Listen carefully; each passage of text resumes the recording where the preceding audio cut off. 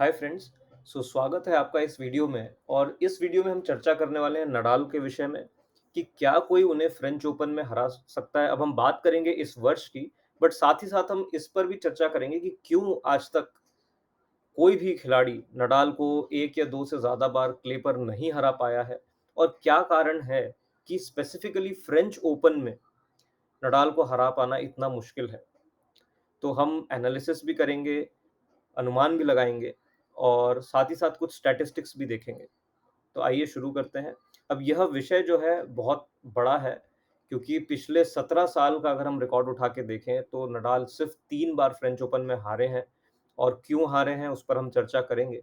लेकिन इतने सारे फैक्टर्स हैं जो नडाल के फ़ेवर में हैं, उनकी मेहनत भी है, कुछ लक के फैक्टर्स भी हैं और कुछ कंडीशंस भी हैं, कोर्ट की कंडीशन हो, चाहे उनका जो नेचुरल प्लेइंग स्टाइल है उसकी कंडीशन हो, चाहे जो भी आप जोड़ लें, कुल मिला के यह कहना उचित है कि बहुत ही ज़्यादा मुश्किल है किसी भी खिलाड़ी के लिए नडाल को फ्रेंच ओपन में हरा पाना।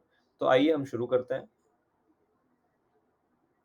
अब की फैक्टर्स की हम बात करते हैं एक-एक करके। तो सबसे पहली बात तो यह है कि नडाल का सबसे पहले हम रिकॉर्ड देख लेते हैं। फ्रेंच ओपन 2005 से अगर हम रिकॉर्ड लगाना शुरू करें, तो पिछले 17 साल में 110 बार नडाल जो है जीते हैं मैचेस और 3 मैच नडाल हारे हैं। अब ये रिकॉर्ड देख के आप समझ सकते हैं कि पिछले 17 साल में सिर्फ़ 3 मैच नडाल हारे हैं फ्रेंच ओपन में। यह मेरे हिसाब से एक ऐसा रिकॉर्ड है जो शायद कोई दूसरा खिलाड़ी ना कभी हासिल कर सकता है और ना कभी इस रिकॉर्ड को के पास भी पहुँचा जा सकता है। तो ये बहुत शानदार रिकॉर्ड है और यही एक कारण है, क्योंकि रिकॉर्ड जो है और जो स्टैटिस्टिक्स हैं वो खुद अपनी भाषा बोलते हैं। इसको देख के अगर कल को कोई नया खिलाड़ी फ्रेंच ओपन खेलने आता है जो नडाल के विषय में कुछ भी नहीं जानता, अगर वो भी यह रिकॉर्ड देखेगा तो उसे भी अंदाज़ा हो जाएगा कि नडाल को हराना कितना मुश्किल है। अब हम ये देखते हैं कि आखिर वो कौन से खिलाड़ी हैं जिन्होंने नडाल को सक्सेसफुली हराया है। जोकोविच एकमात्र खिलाड़ी हैं जिन्होंने नडाल को 2 बार फ्रेंच ओपन में हराया है, एक 2015 में और एक पिछले साल 2021 में। और सबसे पहली बार नडाल को अगर किसी ने हराया था तो वो सोडरलिंग थे जिन्होंने 2009 में नडाल को हराया और उसी साल, उसी वजह से मैं तो ये कहूँगा कि फेडरर जो है फ्रेंच ओपन जीत पाए फाइनली। हालाँकि फेडरर ने बहुत मेहनत की 2005 में, 2006 में, 7 में, 8 में, 4 साल लगातार वो नडाल से हारे और 5वें साल भी मेरे हिसाब से शायद वो नडाल से हार ही जाते। बट क्योंकि नडाल को सोडरलिंग ने हरा दिया, फेडरर के पास एक बहुत अच्छा मौका वहाँ उन्हें मिला और ऐसा नहीं है कि उनके लिए राह आसान रही, इसीलिए पूरा क्रेडिट जो है फेडरर को मिलना चाहिए वह फ्रेंच ओपन जीतने का, क्योंकि डेल पोट्रो के साथ उनका एक 5 सेटर मैच रहा। फिर उससे पहले आई थिंक टॉमी हास के साथ भी एक 5 सेटर मैच था जो लगभग वो हार ही चुके थे, लेकिन किसी तरह उन्होंने वो मैच बचाया और फाइनल में आई थिंक सोडरलिंग के साथ उन्होंने बहुत ही अच्छा प्रदर्शन किया और टाई ब्रेक में 2-3 लगातार जो उन्होंने एसेस लगाई, जिस वजह से फेडरर जो है फाइनली फ्रेंच ओपन जीत सके 2009 में। तो जितनी भी बार नडाल को फ्रेंच ओपन में हराया गया है, कुछ ना कुछ कारण ज़रूर रहे हैं। अब जैसे 2015 की अगर हम बात करते हैं, तो उस साल जोकोविच जो हैं वो अपने पीक पर थे, बहुत ही अच्छे फ़ॉर्म में थे और नडाल भी अच्छा खेल रहे थे, लेकिन हम यह नहीं कह सकते कि नडाल अपने पीक पर थे। तो ये 2 कॉम्बिनेशंस मिलके जो है जोकोविच के फ़ेवर में गए और वो हरा पाए नडाल को। 2021 में दोनों ही खिलाड़ी मेरे हिसाब से बहुत अच्छा खेल रहे थे और वह मैच बहुत क्लोज़ था। मेरे हिसाब से जोकोविच मेंटली ज़्यादा स्ट्रॉन्ग साबित हुए पिछले साल और उस मैच में टाई ब्रेकर में जो है तीसरा सेट मेरे हिसाब से बहुत ज़रूरी था और काफ़ी ऐसे पॉइंट्स थे जहाँ पर नडाल अगर हल्का-सा जो है एक अच्छा शॉट लगा देते तो वो मैच भी जीत सकते थे। लेकिन जोकोविच, इसीलिए मैं कह रहा हूँ कि जोकोविच ने वो मैच मेंटली ज़्यादा अच्छा खेला और हराया। और 2009 में सोडरलिंग ने एक बहुत ही पावरफुल परफ़ॉर्मेंस दी, एक ऐसी परफ़ॉर्मेंस दी जो शायद आदमी कोई भी जो खिलाड़ी है, अपने जीवन में शायद एक आध बार ही दे पाता है, वैसी परफ़ॉर्मेंस सोडरलिंग ने दी। साथ ही साथ यह भी कहना ज़रूरी है यहाँ पर कि नडाल पूरी तरह से अपने फ़ॉर्म में नहीं थे। कंडीशंस जो है कोर्ट की काफ़ी हेवी थी, जिसने सोडरलिंग को फ़ेवर किया उन कंडीशंस ने। और साथ ही साथ नडाल की फ़िटनेस लेवल्स की भी हम बात करें तो नडाल फुल्ली फ़िट नहीं थे, वो एक इंजरी से जूझ रहे थे और इसी कारणवश वो विंबलडन भी जो है उस साल नहीं खेल सके और अपना जो टाइटल 2008 का था उसको डिफेंड नहीं कर सके। तो यह कुछ कारण थे, बट एनीवे मेरे हिसाब से सोडरलिंग ने जो परफ़ॉर्मेंस दी है, वह एक एक उदाहरण है कि किस तरह एक खिलाड़ी को खेलना चाहिए और किस तरह कोई खिलाड़ी नडाल को हरा सकता है फ्रेंच ओपन में, जोकोविच जो है वो एक अलग खिलाड़ी हैं, इसलिए मैं उनकी तुलना नहीं कर रहा हूँ क्योंकि जोकोविच एकमात्र ऐसे खिलाड़ी हैं जो नडाल को रैली कर भी हरा सकते हैं। बट सोडरलिंग या कोई भी अन्य खिलाड़ी अगर वो पावर प्ले परफॉर्मेंस नहीं देते हैं, तो आई थिंक उनके लिए नडाल को हरा पाना बहुत किसी भी खिलाड़ी के लिए नडाल को हरा पाना बहुत मुश्किल है। तो यह एक कारण है।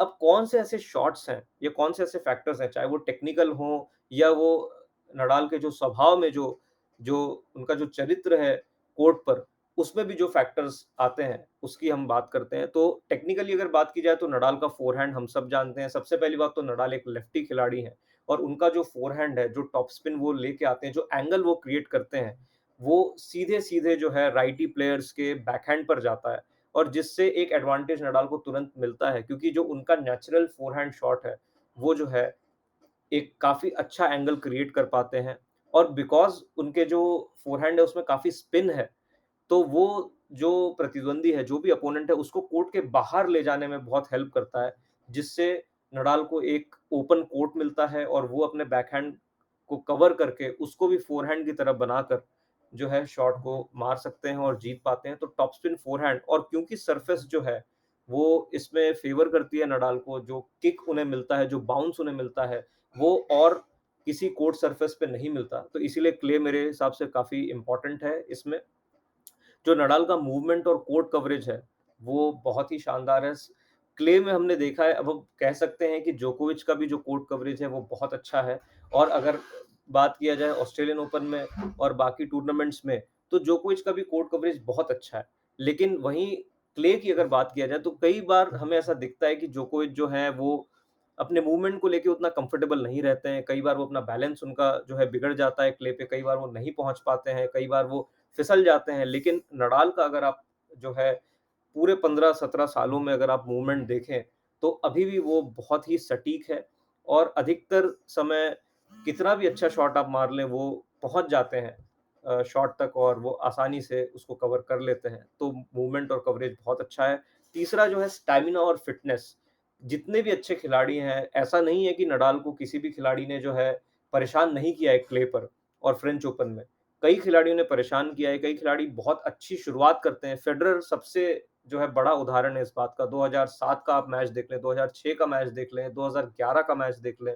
फेडरर ने एक बहुत अच्छी शुरुआत की है, पहले सेट में 2006 में तो वो जीत गए थे, बट 2007 में 10 से 12 ब्रेक पॉइंट उन्होंने जो है बनाए थे पहले सेट में और 2011 में भी उन्होंने बहुत अच्छी शुरुआत की थी। लेकिन उसके बाद जैसे-जैसे मैच प्रोग्रेस होता है, क्योंकि यह 5 सेट का मैच है तो 3 से 4 घंटे यह मैच चलता ही है और क्ले पे क्योंकि पॉइंट्स बड़े-बड़े होते हैं, रैली बड़ी होती है तो टाइम और ज़्यादा लगता है और बहुत ही मेहनत जो है किसी भी खिलाड़ी को करनी पड़ती है और क्योंकि नडाल का स्टैमिना इतना ज़्यादा है, उनकी फिटनेस इतनी अच्छी है कि 5 सेट तक लगातार उस लेवल पर खेल पाना और उस टॉप स्पिन को डिफेंड कर पाना या उस पर अटैक कर पाना किसी भी खिलाड़ी के लिए बहुत मुश्किल हो जाता है। तो कई खिलाड़ी ऐसे हैं जो बहुत अच्छी शुरुआत करते हैं, 1 आध सेट जीत भी जाते हैं, कई बार 2 सेट भी जीत जाते हैं, लेकिन उसके बाद जैसे-जैसे फ़िटनेस और स्टैमिना कम होने लगता है दूसरे खिलाड़ियों का, नडाल वहीं टिके रहते हैं और वो इस चीज़ को बड़ी जल्दी जो है भाँप लेते हैं कि सामने वाला प्लेयर जो है थोड़ा थक रहा है या वो उतना अच्छा अब नहीं खेल पा रहा है या उस लेवल पे वो विनर्स नहीं मार पा रहा है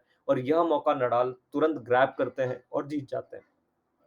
अब मेंटल एबिलिटी की यहाँ पर बात की जाए तो ये बहुत ही मेरे हिसाब से बड़ा फैक्टर है और ये सिर्फ फ्रेंच ओपन में ही नहीं, ये बाकी जगह भी बड़ा फैक्टर है क्योंकि कई ऐसे मैचेस हमने देखे हैं, कई ऐसे टूर्नामेंट देखे हैं जहाँ पर जो है ऐसा लगता है कि जो अपोनेंट है वो ज़्यादा अच्छा खेल रहा है उस दिन, ज़्यादा अच्छे शॉट्स खेल रहा है, हर तरह से अच्छा खेल रहा है और उसको जीतना चाहिए। फिर भी कई बार ऐसा हमें एंड रिजल्ट पता लगता है कि नडाल वो मैच किसी तरह जीत गए। तो ये पूरी तरह से निर्भर करता है नडाल की मेंटल एबिलिटी पे और उनकी ability to adapt to the condition. अब अडैप्ट टू द कंडीशन का यहाँ पर यह मतलब है कि अगर कोर्ट हेवी होता है तो नडाल दूसरे शॉट्स खेलते हैं, अगर कोर्ट ड्राई होता है तो नडाल दूसरे शॉट्स खेलते हैं, अगर विंबलडन है तो नडाल अलग तरह से शॉट खेलते हैं, ज़्यादा एग्रेसिव खेलते हैं, नेट पर आते हैं, सर्विस को तेज़ कर देते हैं, जैसे उन्होंने 2010 में यूएस ओपन में अपनी सर्व इतनी तेज़ कर दी थी जिससे बाकी अपोनेंट्स को बहुत समस्या हुई। कारण यह था कि नडाल ज़्यादा झुकना नहीं चाह रहे थे या ज़्यादा रैली नहीं करना चाह रहे थे क्योंकि उनके पैर में जो है चोट थी और इसी वजह से उन्होंने अडैप्ट कर लिया। तो कहने का मतलब ये है कि हर तरह से, ना सिर्फ मैच के बाहर but within a match also, अगर उन्हें ऐसा लगता है कि पहले सेट में जैसे उन्होंने कुछ गलतियाँ की हैं, तो वो तुरंत अपने अप्रोच को बदल देते हैं, अपने गेम प्लान को बदल देते हैं और यह एक ऐसी चीज़ है जो बाकी प्लेयर्स उतने अच्छे से नहीं कर पाते हैं। चाहे वो फेडरर हो और चाहे वो जोकोविच हो। कई बार ऐसा हमने देखा है कि फेडरर का फोरहैंड अगर नहीं चल रहा है, तो वो पूरे मैच में नहीं चलता है। लेकिन वो पीछे नहीं हटते हैं, वो उसी फोरहैंड को मारने की कोशिश करते रहते हैं, बट इन द एंड वो मैच हार जाते हैं। ऐसा कई बार हुआ है। और जोकोविच के साथ भी यही है, अगर उनकी कोई स्ट्रैटेजी नहीं चल रही है, कई बार ऐसा होता है कि वो एडजस्ट करने की कोशिश करते हैं, लेकिन वो नहीं कर पाते हैं। बट नडाल के साथ ऐसा नहीं है। अगर नडाल को यह समझ आ जाता है, पहली बात तो उनका प्रेजेंस ऑफ माइंड बहुत अच्छा है, उनको तुरंत समझ में आ जाता है कि क्या वो गलत कर रहे हैं और बेसिक्स वो कभी नहीं छोड़ते। तो ऐसा आप बहुत कम देखेंगे कि कोई बहुत बड़ा पॉइंट है और नडाल ने उसपे डबल फॉल्ट कर दिया, नडाल ने उसपे एक अनफोर्स्ड एरर कर दिया या कोई ईज़ी सा शॉट उन्होंने गलत मार दिया या उन्हें नेट पे आना चाहिए था लेकिन वो नहीं आए, वो पीछे ही रह गए। ऐसा बहुत कम देखने को मिलता है। तो कहने का मतलब है कि बेसिक्स जो हैं स्ट्रैटेजिकली वो उसको बहुत अच्छे से निभाते हैं और उनको एग्ज़ैक्टली पता होता है कि उन्हें क्या करना है, उनका कौन-सा शॉट नहीं चल रहा है उस मैच में, किस शॉट में उन्हें फिज़िकली दिक्कत हो रही है झुकने में या पीछे जाने में या आगे आने में और कौन-सा ऐसा शॉट है जिससे अपोनेंट को दिक्कत हो रही है। यह वो बहुत जल्दी एनालाइज़ कर लेते हैं मैच के अंदर रहते हुए। और ये एक बहुत ही बड़ा फैक्टर है क्योंकि इससे क्या है कि अगर अपोनेंट अच्छा खेल भी रहा है, तो भी ज़रूरी नहीं है कि वो मैच जीते क्योंकि क्या पता नडाल अपनी स्ट्रैटेजी ही चेंज कर दे और जो अच्छा अपोनेंट खेल रहा है, उसका गेम प्लान उसे बदलना पड़ जाए और वो दूसरे गेम प्लान पे अच्छा ना खेल पाए। तो ये बहुत एक इम्पोर्टेंट फैक्टर है। अब अगर कोई भी खिलाड़ी नडाल को हराना चाहता है फ्रेंच ओपन में, तो उसके क्या मापदंड है, कैसे हराया जा सकता है? मेरे हिसाब से सबसे पहली चीज़ तो है बिलीफ। मानसिक तौर पे अगर किसी भी खिलाड़ी को यह लगता है कि वो नडाल को हरा सकता है, तो ही वो हरा पाएगा, नहीं तो मैच पहले ही खत्म। दूसरी चीज़ है सर्व। अब क्योंकि क्ले पे सर्व का उतना जो है इम्पोर्टेंस नहीं है, उतना महत्व नहीं है, फिर भी मेरे हिसाब से अगर आपकी फर्स्ट सर्व बहुत अच्छी है, तो कुछ पॉइंट्स पे शुरुआत आप एग्रेसिवली कर सकते हैं और नडाल को बैक फुट पे रख सकते हैं, तो ये एक इम्पोर्टेंट फैक्टर है। तीसरा जो फैक्टर मेरे हिसाब से है, वो है बैकहैंड डाउन द लाइन।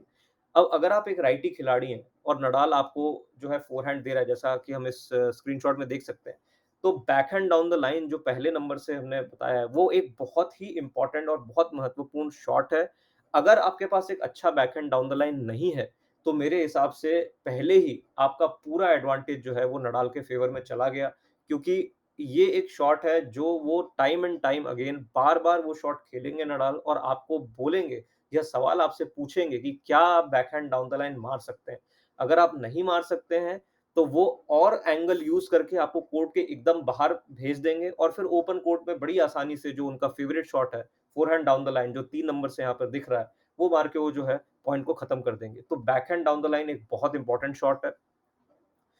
अगली चीज़ ये है एंगल्स क्रिएट करने की क्षमता। अगर आप एज़ एन अपोनेंट नडाल के साथ खेल रहे हैं, तो आपको एंगल्स अच्छे से क्रिएट करना आना चाहिए। अगर आप सीधे-सीधे तेज़ शॉट मारते हैं, तो उससे नडाल को उतनी समस्या नहीं होगी, क्योंकि नडाल का कोर्ट कवरेज इतना अच्छा है कि वो आसानी से उस बॉल तक पहुँच जाते हैं। तो आपको ऐसे शॉट्स मारने पड़ेंगे जिसमें काफ़ी स्पिन हो, जो टिप्पा खाने के बाद कोर्ट के बाहर जाए, ताकि नडाल को कोर्ट के बाहर भेजा जाए और ओपन कोर्ट क्रिएट किया जाए, ताकि उस पे फिर एग्रेसिव शॉट मार के पॉइंट खत्म किया जाए। एक आखिरी जो चीज़ है वो है नेट गेम। तो कई ऐसे खिलाड़ी हैं जो नेट पे उतना अच्छा नहीं खेल पाते और यह एक बहुत बड़ी वीकनेस है जो नडाल के साथ फ्रेंच ओपन में देखने को मिलती है बाकी खिलाड़ियों के लिए। क्योंकि अगर आप नेट पे आके पॉइंट्स नहीं खत्म कर पा रहे हो, तो नडाल की डिफेंसिव एबिलिटी इतनी अच्छी है कि वो लगातार आपसे रैली करते रहेंगे 4 घंटे तक, 5 घंटे तक, 6 घंटे तक और आप खुद ही थक के जो है विनर मारना बंद कर देंगे या एरर मार देंगे। इसी वजह से ये बहुत ज़रूरी है कि अगर आप एक अच्छा शॉट खेलते हैं, तो आपको फ़ौरन नेट पे आना चाहिए और एक अच्छी वॉली मार के जो है पॉइंट को खत्म करना चाहिए। इसमें नडाल बहुत अच्छे हैं। पहले नडाल की बॉलिंग स्किल्स उतनी अच्छी नहीं थी, लेकिन ओवर द ईयर्स उन्होंने मेहनत करके इसको एक बहुत सटीक शॉट बनाया है। उनको एग्ज़ैक्टली पता है कि कब नेट पे आना है और कब पॉइंट खत्म करना है। आई थिंक इसी से सीख लेनी चाहिए बाकी प्लेयर्स को। तो ये बहुत सारे फैक्टर्स हमने देखे हैं जिस वजह से जिसका इस्तेमाल करके कोशिश की जा सकती है नडाल को हराने की, फिर भी मेरे हिसाब से इतना आसान नहीं है। तो बहुत-बहुत